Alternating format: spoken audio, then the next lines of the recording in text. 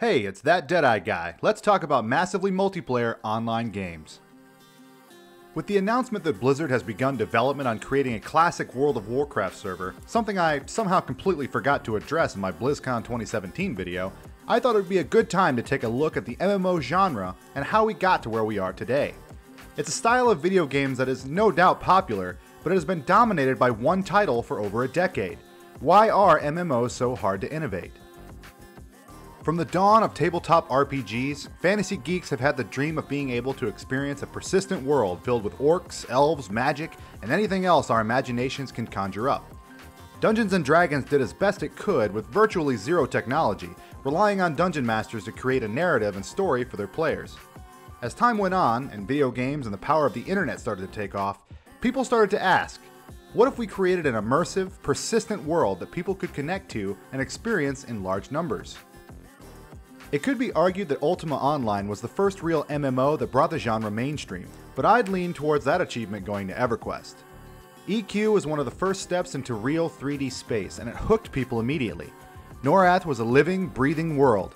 The moment people, even experienced gaming enthusiasts, experienced EverQuest, they knew that this was going to be huge. Not only did you have the sheer numbers of players, but you had a world that was absolutely huge for the time. Dozens of zones spanning 3 continents, all filled to the brim with environments and characters that could be experienced by the entire population of the server. The community around EverQuest grew exponentially, and for the next several expansion packs, the game would see massive success. The popularity of the genre came from the feeling of stepping completely into a separate world and giving you the ability to do whatever you want with hundreds and thousands of other like-minded players. This really didn't exist prior to MMOs coming onto the scene. RPGs were usually narrow and carefully crafted. Even the older open single-player RPGs still very much made it known that you're the only author of that particular story. The addition of a real community in these worlds created something new altogether. I'd argue the MMO genre wasn't pioneered by EverQuest, but it was most certainly brought to the masses by it. I have to put a caveat in here. I freely acknowledge that I have a very nostalgic view of many older video games, MMOs included. Many of them certainly do not hold up to modern standards, and it's always jarring to go back to play a game that you loved as a kid, only to find out that it is incredibly bad when compared to games that were made recently. I'm also finding that as I get older and have less free time than I did as a child, a teenager, or even a young adult, I have more of an appreciation for games that don't require a large number of hours to progress through. When I was playing vanilla WoW in high school, I scoffed at the full-time professionals that couldn't ever find the time to get into several hour-long 40-man raids. Yes, I was young and stupid, as are most folks. I'll be speaking from the point of view of a working professional that still finds plenty of time to game, but recognizes that not everyone has the unlimited pool of expendable time that many in the younger spectrum have. So, it was pretty obvious to everyone at the time why EverQuest was just so huge. From a high level, all of the things I mentioned regarding the persistent world played a huge role, but what about gameplay mechanics? Just creating a world that you can make a character in wouldn't be enough if the game itself was awful. The early days of MMOs were pretty damn brutal and unforgiving. EverQuest's most famous mechanic was the dreaded corpse run. When you died, and you died often in the beginning, your body would drop where you were slain, along with all of your equipment. You'd spawn back at your bind point and have to get back to your body without any of your gear. Caster classes may have been alright, as they had the ability to set their bind point anywhere that they wanted, while non-casters could only be bound in cities. Additionally, casters still had the ability to cast most of their spells, making them still quite formidable as they retrieved their corpse. Melee classes were almost universally helpless without their weapons.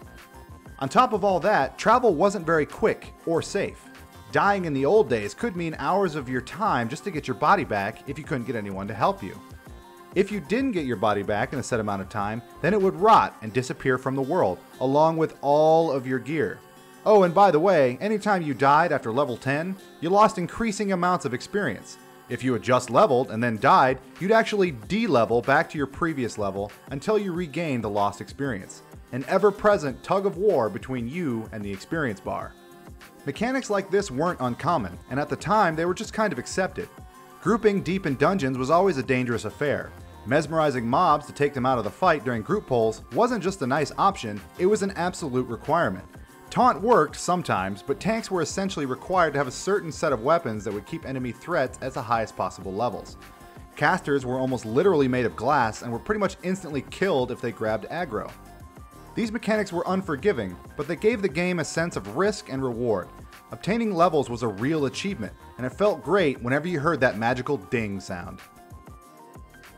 As the genre progressed and the shaky launch of World of Warcraft took the market by storm in 2004, the slow drift to cater to casual players began.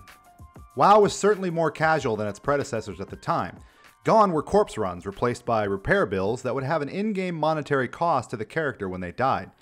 You'd still have to run to your body, but you'd do so in ghost form, free from danger. Additionally, you could opt to spawn right at the nearby graveyard in exchange for a debuff and additional monetary cost. This in itself was already a massive step away from the early MMOs. Dark Age of Camelot was the first to get rid of losing all of your gear when you died, but you still lost experience. WoW has never had experience loss for deaths. Vanilla WoW was certainly more unforgiving than the game as it exists today. I'd argue after the Wrath of the Lich King expansion pack, there was much more concentrated push towards casual content and the casual player base. From a business perspective, it makes perfect sense. The wider your consumer base, the more money you'll make.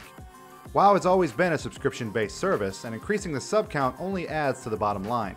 If you have a game that is too hard for half of the gaming community, you are limiting the amount of money you can make. These changes grew WoW into the juggernaut that it is today. While the more hardcore players in the community may have began to be turned off to the fact that the casual players would be able to be handed the same experiences with slightly lower quality gear that they had worked so hard for, these individuals were replaced tenfold by the players who just don't have the time or skill for the higher end content. Because of how absolutely dominant it was in the market and how much everyone else desperately wanted to mimic WoW's success, wherever Blizzard took the game, the rest of the industry tried to follow. WoW became, and remains to this day, the all-encompassing theme park MMORPG. It does almost everything well, but nothing incredibly great. There's no mechanic that I would point to and say, this is the thing that I absolutely love about WoW that no one else provides. Blizzard has been steadily adding content to the game, always in the form of additional zones, dungeons, raids, classes, and races. Occasionally we get something that is a bit outside of the mold for what we have come to expect, and they may or may not work. For Legion, it was the artifact weapons. For Draenor, it was the garrisons. WoW will always have that familiar, somewhat stale feeling even right at the launch of a new expansion. And I say that as someone who's played WoW both hardcore and casually, on and off since the game was released. The game is old reliable. I always know what I'm going to get when I go back to Azeroth. There's been attempts to innovate in the MMO market, most of which have failed. Others are simply treading water. Games that are too close to feeling like World of Warcraft will force players to ask, why am I playing this, rather than the title it's imitating that is far more polished and in-depth. Games that are radically different run the risk of failing epically as their idea was either poorly executed, poorly managed, or poorly developed, assuming the idea for the game itself was good in the first place. Another primary issue is the fact that MMOs are incredibly expensive to develop. Investors and publishers would love to have the subscription count of WoW, but many are unwilling to commit the funding it would take to create a quality MMO that still had the potential to immediately flop. In recent years, I really hadn't seen any upcoming title that struck me as a truly innovative game in this genre. That is, until EverQuest Next. Firstly, EverQuest Next is a really stupid name, and I hope whoever thought it was a good title for a legendary MMO franchise never works in marketing ever again. That being said, many of the things that Sony Online Entertainment had released about the game was very promising. One of the biggest game features that I thought would create a truly unique MMO experience was the idea of world-altering events. These events would occur on each server at different times, and the consequences would be permanent on that server. For example, say an orcish horde aimed to take over a particular region and destroy one of the main player cities there. It would be up to the players to battle back that horde, or perhaps even help them. If the orcs are successful, the city becomes destroyed and forever occupied by the orcs. If not, the city is saved, and perhaps the orcs reorganize their efforts elsewhere. This would mean that the world would be unique from server to server, and it would create real events that people remember. You would talk to your buddies that just started the game and say, oh, there used to be an elven city there, but we couldn't stop an orcish invasion last year, so now it's an orcish stronghold. On another server, it would still be an elven city, and perhaps another region would be forever altered. This is a very big picture idea, and I absolutely wanted to see it implemented as I knew it would revitalize the sense of community that MMO servers used to have, as well as create a unique set of events that players felt they had a real effect on. This wasn't the only feature that had me excited for the game, but as a longtime fan of the original EverQuest, it was certainly the biggest one. It wasn't meant to be, however. I haven't addressed Landmark because, honestly, I'm still pretty pissed off on how we as a player base were duped by John Smedley and Sony Online Entertainment. Needless to say, development had come to a crawl with a massive push being put on Landmark, the game that sat on top of the tool that was being used to create EverQuest Next. The idea was that the player base would assist the developers in creating the world of Norath, using the same tools that they used. Game elements were incorporated, and they even included a combat system. It was janky to say the least, but could have been fun had the game been stable. There were some pretty neat tools to play around with. However, as time went on, we started to hear less and less of the new development items for EverQuest Next, and then Sony announced that SOE would be sold off to become Daybreak Game Company. Unsurprisingly, Daybreak killed off Landmark and EverQuest Next shortly thereafter, focusing on its free-to-play games like PlanetSide 2 to increase cash flow. I was a true believer in EverQuest Next from the very beginning, and I threw a nice chunk of money at Landmark to support development. SOE had the chance to breathe some new life into the industry, but instead decided to take their money and run. I don't think I'll ever forgive John Smedley or Dave Georgeson for how they utterly screwed over EverQuest fans by selling us bullshit. I'm not a huge fan of free-to-play style games. I think League of Legends has done a massive disservice to the industry by becoming a monolith in the MOBA market with that business model. I think it works with certain game styles, but I also think it all too often many developers fall on the side of attempting to milk as much capital from its consumers while not providing them with an equal service worth said capital. 95% of mobile games fall into this category. It has become popular with MMOs as well. Almost all MMOs that were subscription-based previously have become free-to-play, preferring to nickel and dime their players for content. Most MMOs that release these days are free-to-play from the very beginning. The only big title besides WoW that keeps its subscription model is Final Fantasy XIV. With MMOs specifically, I think the free-to-play model really stifles players from being able to dive into a title. When I drop 40 to 60 bucks on a game, I should expect that I'll be able to experience everything that game has to offer, even if I will need to add in a subscription later to help support multiplayer servers. When you jump into most free-to-play MMOs these days, you'll be lucky to get an hour or two in before you start becoming bombarded with advertisements to purchase in-game currency with real-world money. And in most cases, you'll eventually run into a literal paywall where you can no longer progress until you make a purchase of content. This whole interaction is jarring, and really doesn't have a place in massively multiplayer online games. I believe the MMO market still has plenty of room for growth, but it won't be with a single new massive title. World of Warcraft will sit on the seat of the top dog for the foreseeable future, but that doesn't mean that other games cannot come out that will fill a certain niche in the industry. No, these titles will never become as big as WoW, but they can carve out a nice, healthy player base that will gladly support them if they do a particular style of MMO extremely well. PlanetSide 2 falls into this category. It creates an MMO shooter experience that comes with an arcade feel and a huge battleground containing hundreds of players per engagement. On the horizon, there are several titles that I have thrown monetary support towards and I'm eagerly anticipating the release of.